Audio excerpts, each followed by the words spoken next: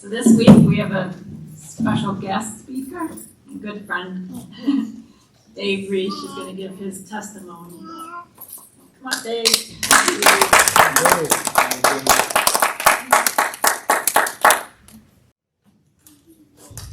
Already.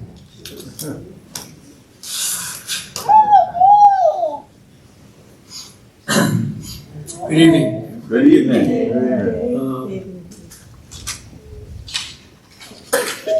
That few notes there. First of all, I'm going to be clearing my throat a lot because I have a chronic cough. And I'll have it for the rest of my life, so I better use my glasses here. Hi. My name's Dave Reisch. I was born 11/15, opening day of deer season, 1949, and of course my wife's the same birthday. I have been attending the Fisherman's Net since November of 2007.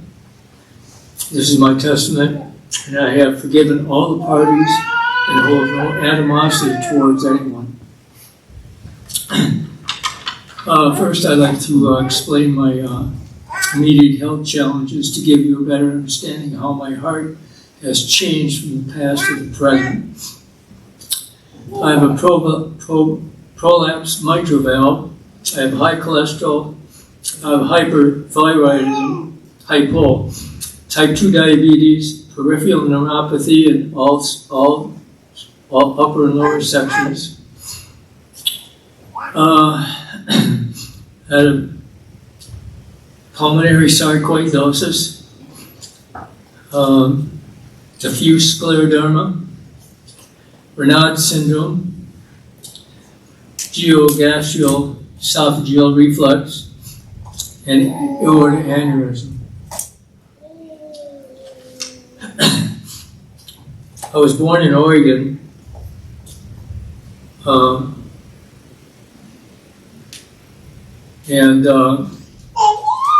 My dad gave me up for adoption when I was 3 years old.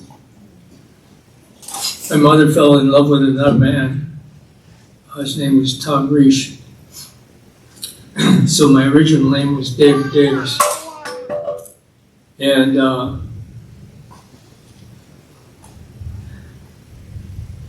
we moved from Oregon to Wisconsin. And I had what they, at that time, they thought I had asthma. And I almost died 3 or 4 times coming to Wisconsin from Oregon from asthma, which now they think it was pulmonary sarcoidosis. The earliest I can remember anything was in Pewaukee, my first Christmas. And Tom Reisch married my mom, and mom married Tom Reisch. And he was a sadistic coward.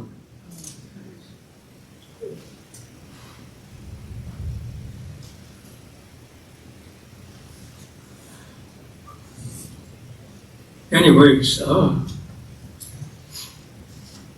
my first Christmas I could remember, we sat on a floor with no furniture. My mom turned the radio on, played Christmas carols with a guitar, with candles. And that was the best Christmas I ever had. We lived in several different houses, such that when I was 8 years old, my mother married my stepdad. His name was Charles Wendorf, and we moved to the farm when I was 8. So I went from playing in the woods to working 7 days a week. Times 8 and 10 hours a day. And I was a very angry person. I would blow up at anything, trying to curb that anger. I have curbed it a lot, but I still have incidences where I have an influx of anger that I just want to take care of who's in front of me.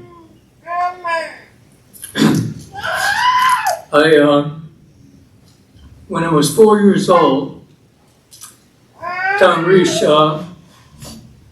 I was crying because I was tired. And I got punished for that by beating me with a belt buckle over my body. And I hated that man, but I don't hate him anymore. He used to come up the stairs. We lived in a farmhouse and we didn't have any beds. We slept in feather beds on the floor. And in the morning you could go and write your name in the window because it was all frosted shut. And he didn't have any plumbing. And he used to walk, he'd get drunk, and he'd walk around naked and urinate in the sink.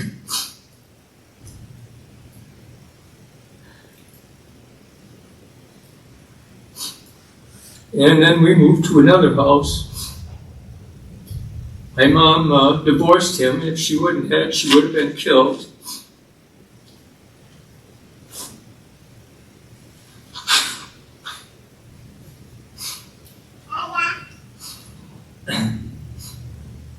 So we went to another house. My mom was good friends with another lady. She had 4 children. My mom had 5 children. So the 9 kids and two women, 2 adults that lived in that house. Well, I'll go back one. When we were in the other house, the other farmhouse, Tom Reisch would come home and get drunk, and he'd take a butcher knife and he'd stab the steps. And as he went up, he would tell us he was going to cut our hearts out, cut our liver out, cut our hands off. And he'd get to the top of the stairs, and all he'd do was sit there and laugh. Thought it was real funny. So then,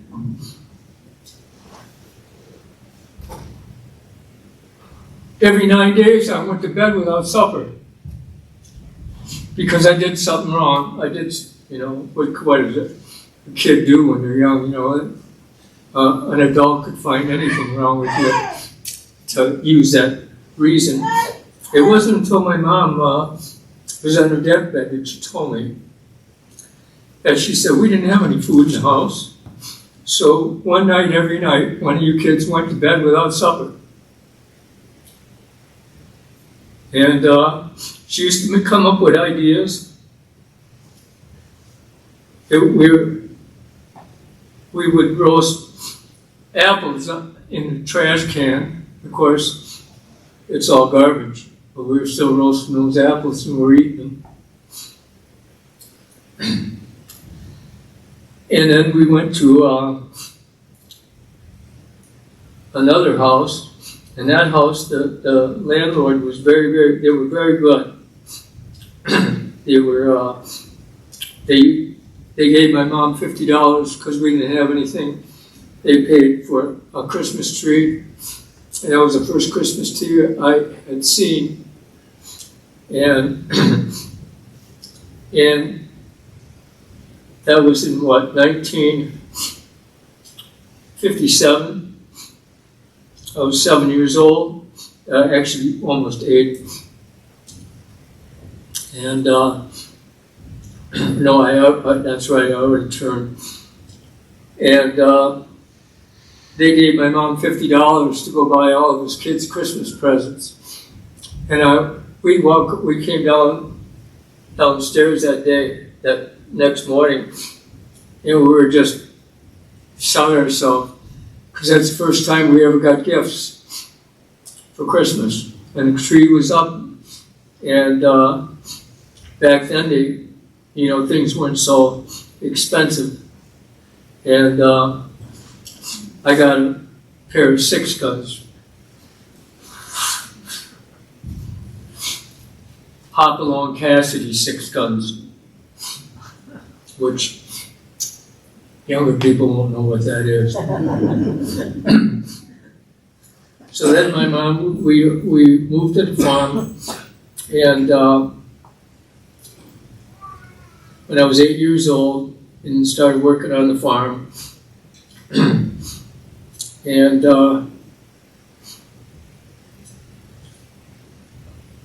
I was so angry at my life, the way I was treated, and it took a long time to get over that. Because my stepdad, I look back at it now, and he did the best he could do. I mean, he married a mother with 5 children, and we moved to the farm, and the only income he had was a milk check. And 40% of that milk check he had to give to his dad for retirement. So it was a 60% of the milk check. I never saw what the milk check was. We were never introduced to money till years later. And everything that my stepdad used to call me stupid, dumb, and on and on and on. I won't get through the other ones. And I was always afraid I was going to do something wrong. And so one day, I was 16, and I forgot to spray the cows with fly spray. And because I knew I was getting in trouble, I went and started spraying them, but they were already eating their food. And I look at it now, and that was a very bad decision because the spray would have got into the milk. And he kicked me out of the barn. And then I went and worked at a electroplating factory. And I had to pay room and board $20 a week going to high school. And I was so angry. I was angry every day. I used to run off and hide by myself. As a matter of fact, I used to make forts in the hay up in the barn so that you couldn't see that it was there. And of course, my stepdad counted all the bales because he was always short every year how much he'd have to buy. And then when we finally got to the bales where my fort was, he went and counted the bales again. He couldn't figure out where all those bales went. It was a big fort. So I grew up as in the Lutheran church. I was baptized when I was 5 years old in the pastor's house, which when the church council found out, he almost got fired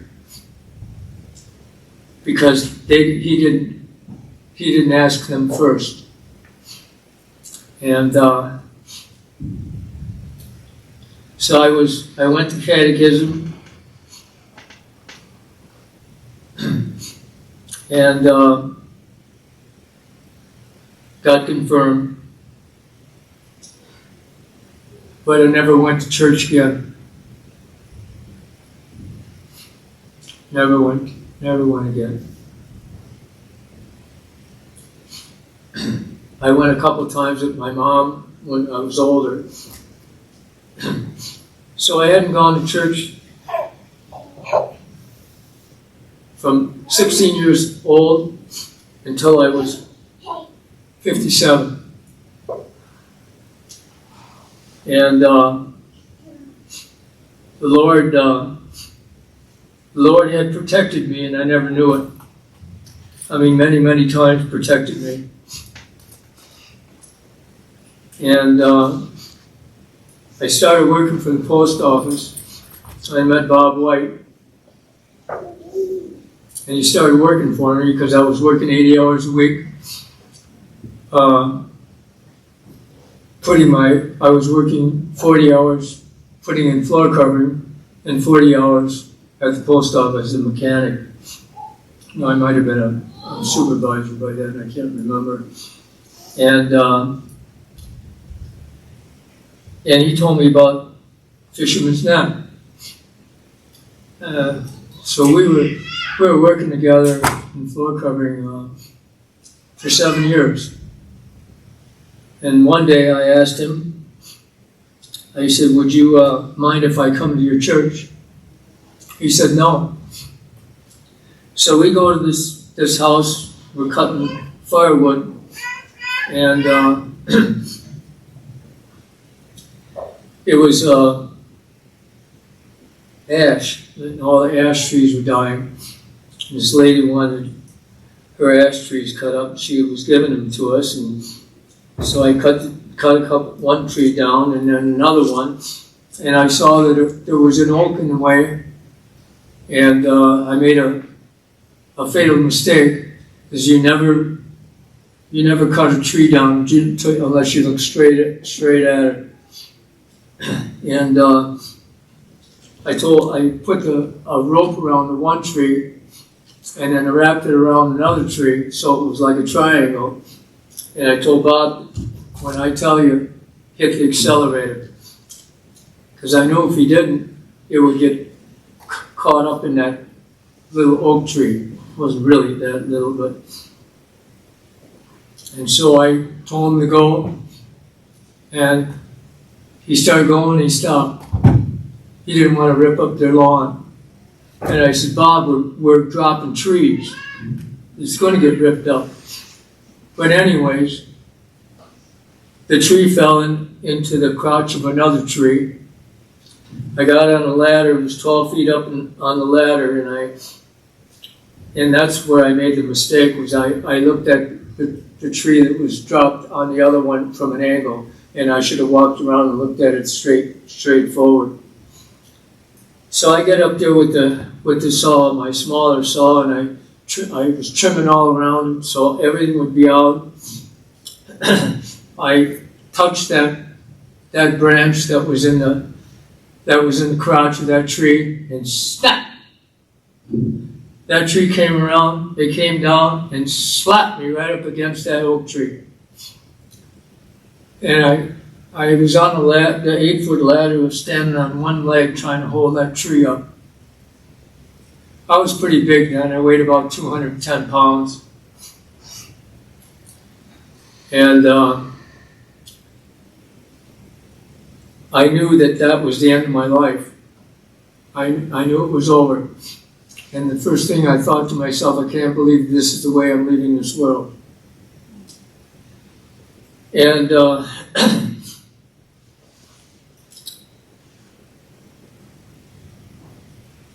I kept telling Bob to cut the limb. Well, Bob tried, and I'm glad he didn't, because he'd have lost his life. Because he would have been standing behind me on that ladder, and the tree would have came right down, wiped us both out. And so I told him to get the chainsaw. Of course, I told him to get the chainsaw and cut it, but he grabbed the one that I dropped, and it had the clutch was engaged, so it would not engage. So he went up there to try to cut it. He went back down the ladder. He walked about 5-6 feet, and that branch that was pinning me up against the tree snapped. And I came to again, because I was already unconscious. And that limb went down. Bob had walked, and that limb buried itself 1 foot into the ground, 3 foot behind Bob. And then we went, he took me to the hospital, and I walked in there, and I shouldn't have walked in there. We should probably call an ambulance, but I did. I was stubborn. I knew everything. And go back to work. And so they took me in there, and they cut all my clothes off, and they brought in an X-ray machine, a portable X-ray machine, and took X-rays, and the whole side of my face was all purple. The side of my face was all gone. My cheek, because as I was dropping down on that oak tree, the bark was taking away my skin. And then as I was going down, there was a little chute, and a lot of them don't go anywhere, but they're dry, and it punctured me right underneath my ear. And luckily it didn't go into my brain. And then the doctor came in and says to me,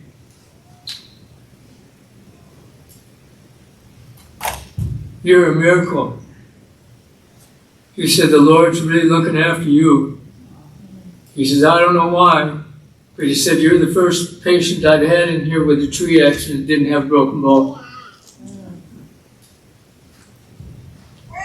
And I was on morphine most of the night, and I was weeping, thanking the Lord that He spared my life.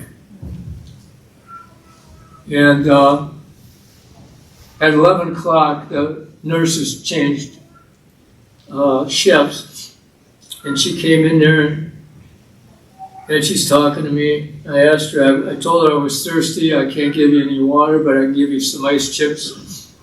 So she did. And then when she left, I looked up on the board that they always write their name on and everything, and it says, "The Savior is present in this room." Oh, wow. And the very next, that was 2007, November 9th. And I think it was maybe 2 weeks later is when I started coming to the Fisherman's Net. And so I've been here since 2007. Amen. And every night I pray. I pray for my family to be safe, and I pray for all my Christian friends to be safe. Because I really do love you all. We love you too. I never had friends like this before. All I had friends were alcoholics or drinkers. And it was a blessing. So the Lord, I guess I'll go farther. I didn't know how often the Lord was sparing my life.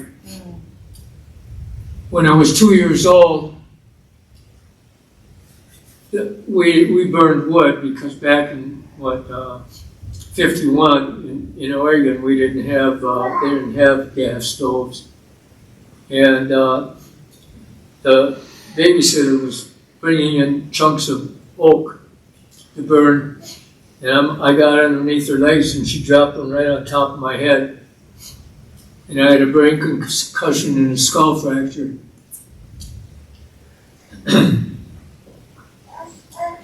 When I was 5 years old, I climbed up a tree, and I fell out of the tree right smack dab on my head. And I couldn't say anything. I was screaming, but nothing was coming out. And